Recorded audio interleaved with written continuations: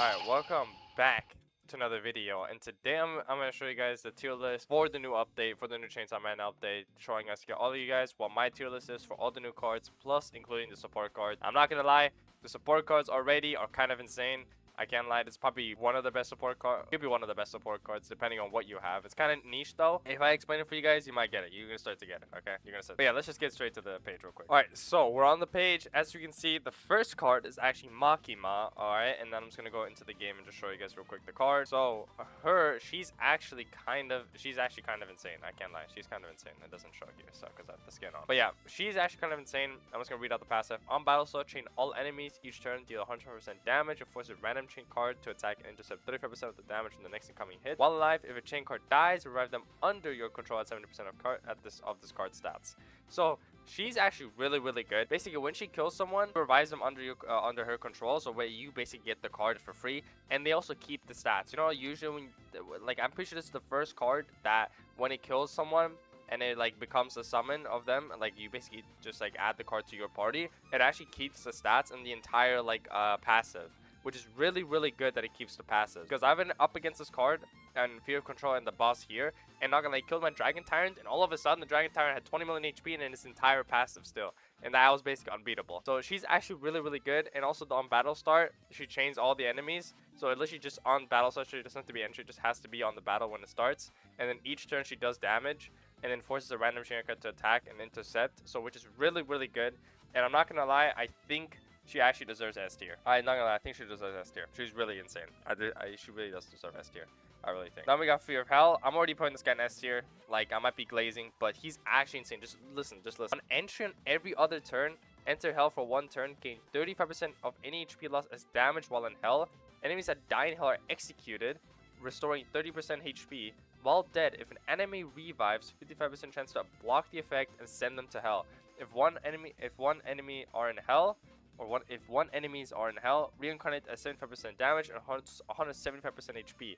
So first of all, this guy has every other turn it was Hell, he gains 35% of any HP losses damage, which is insane, which is already one thing. And then enemies that die in Hell are executed, restoring 30% HP, and there is another execute factor, which is insane.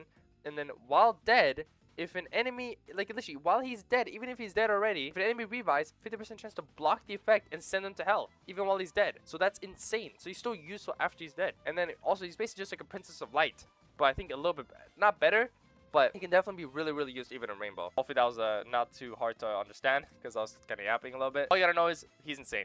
Use him. Definitely get him. Get these two. These guys are insane. Other card is actually Fear of Darkness. The unintricated 3-turn domain. I think it gets the longest domain yet. No, not longest. This Hero of Justice, but you know what I mean. Enemies that die extend the duration by 1 turn while active. I feel like he's more just used if he's secret, because the rest of his passive is steal 24% damage from all enemies, and storing it in the Blade of Darkness. Strike any enemy that acts. Enemies that cannot heal and have a 40% chance to miss, and causing the blade to strike twice. He is good. Mostly the thing that carries him is his domain, with disabling all ability support cards for 1 turn, and if they die, it extends the duration. Dude, I think he's an A tier. I don't know. I think he might be too neat. I don't know. I think he's an A tier, because I feel like this is S if he's secret. But guys, I'm scaling off Rainbow, because secret is everyone would be S then. So I think, honestly, in my opinion, I think he's an A. I think he's an A. I think he's an A. I wasn't able to get him yet, but just for reading off his passive and also being up against him, I don't know. I didn't have any issues with him at all, to be honest. Only if he has high stats, then his passive does suit him really well, because he steals the damage from all enemies, which, by the way, I know it steals 20% damage from all enemies, which is really good.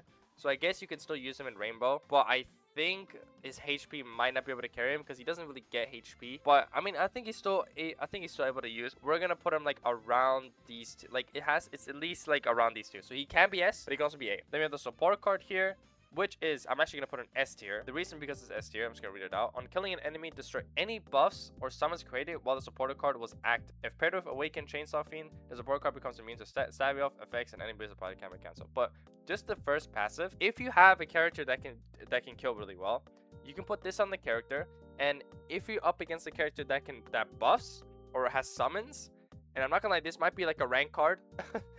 Probably could be a rank card, but also could be any rank card. Destroys any buffs. So if you equated a buff, if you're against Forest Sage, for example, it basically just destroys the buff that it created for everyone. Pretty sure that's how it works. And then also summons. So if you get, so basically this is a counter to Bull Vice Captain, Ice Queen, characters I can basically summon. They're basically just a counter because then they're just gone. The summons are just gone then. So they're basically just useless then. Half of the pass. The entire thing is just basically useless. The entire thing.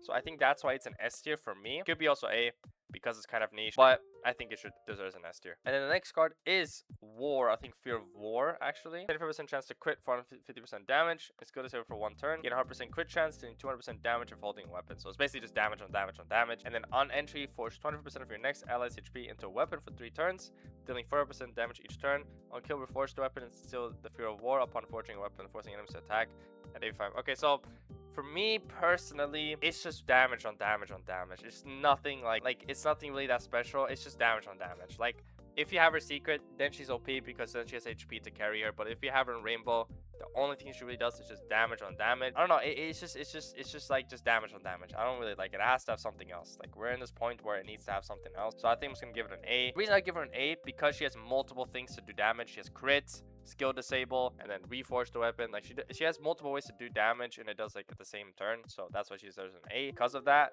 But that kind of just carries her. But that's why she doesn't deserve an S because she does nothing else. Then the next support card is I actually forgot the name of it. Is Fear of Future. And guys, I'm putting this in S tier. Listen.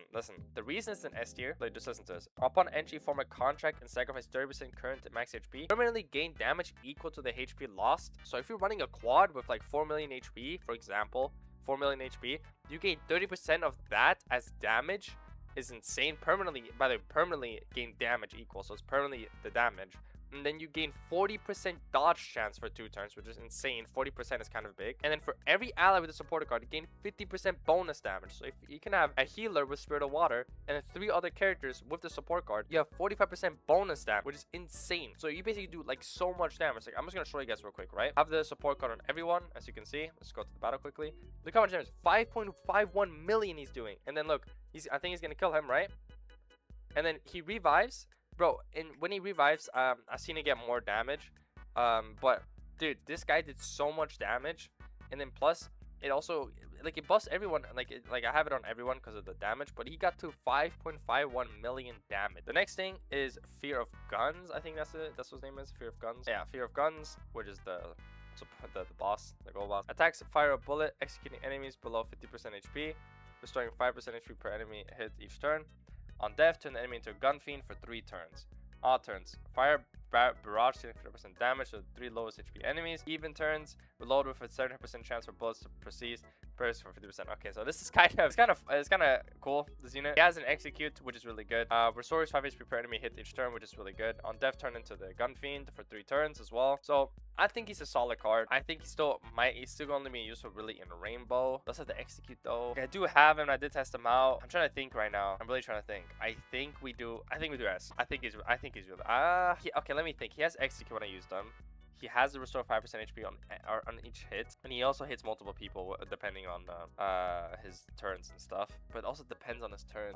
Dude, and he has a revive, but it's only for 3 turns. I'm gonna put him in A. The reason I'm putting him in A, he only has a revive for 3 turns, and also his thing is kind of like his turns are like his odd turns and even turns can kind of backfire at you depending. Because maybe for this one you actually need this, you need the odd turns, something like that. So I'll put him in A tier. Then we have the bomb devil, I think. No, bomb fiend. On entry, explode for 65% damage. After each explosion, extend the blast range for 1 card, dealing 5% damage to the next enemy. Basically attacks to 80% unhealable damage but explode on impact. On first and second death, arrive at 20% reduced stats and will explode for 65% damage. On final death, explode for 30% HP. So I can't lie, she has 2 revives. That's insane. And she does, but she's Piercer and she does damage. Like she's a Pierce, Revive, and she can hit multiple cards depending on how long she survives, so that's what she does as an S. Pretty easy, honestly. Then Blood Fiend. So with her, actually, all life your party speeds instantly deal all their damage instead of overtime, healing all Fiend and Fear cards for 20% HP. After attacking, they deal 55% damage and apply 2 turn bleed for 40% damage. Every other turn, so 20% HP, and apply the next bleed for the last 4 turns. So with her, I think she's... What the hell? I like her with her party bleeds instantly deal all the damage instead. Really good with a bleed team. Really good with the new card as well. and also the Fiend and Fear cards, which is really good. So I'm actually gonna put her at S tier because, let me say it again, these are the new cards, the Fiend and the Fear, and she basically supports all the cards here, so that is really good. And I'm putting an S tier because she's basically a support card for them. And then we have the last one, Denji. He's S tier. Like, it's nothing that special. I think everyone knows. On entry, apply 40% bleed, which works well with Bullet Fiend again. To 3 enemies for 2 turns, devour 50% of bleed damage dealt into a bonus HP bar, which is insane.